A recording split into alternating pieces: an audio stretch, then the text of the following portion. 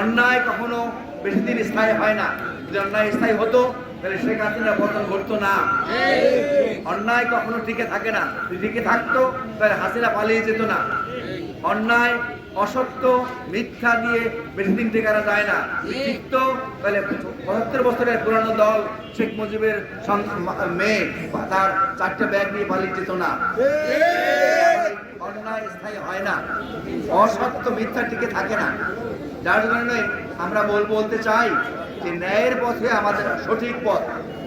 আমি যদি ইমানদার ব্যক্তি হই তাহলে আমরা বলতে হবে, আমরা যদি অন্যায়কে মোকাবেলা করতে হবে, অন্যায় ঘৃণা করতে হবে, অন্যায়কে প্রতিহত করতে হবে।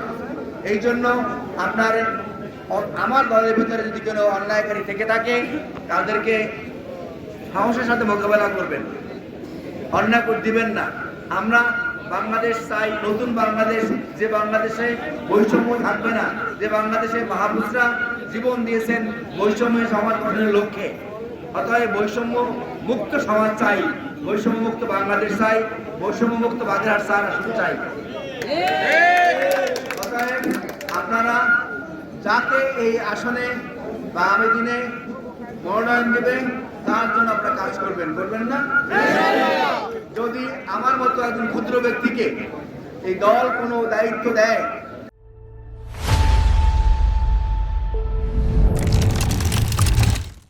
আপনাদেরকে আমি পাশে পাবো না।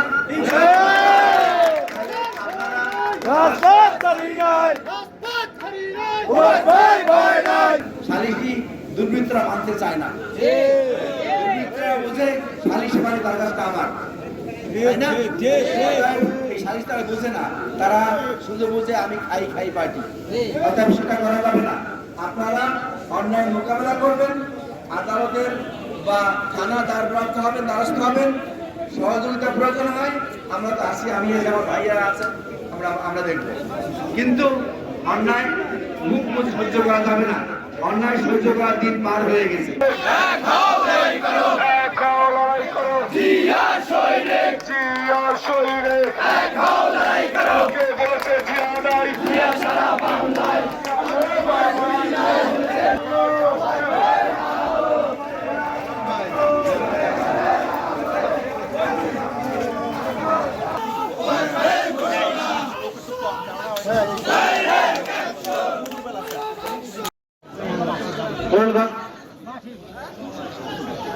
এবার প্রধান অতিথি এবং শহীদুল ইসলাম পিছনে আছে, উনি পিছনে আছে।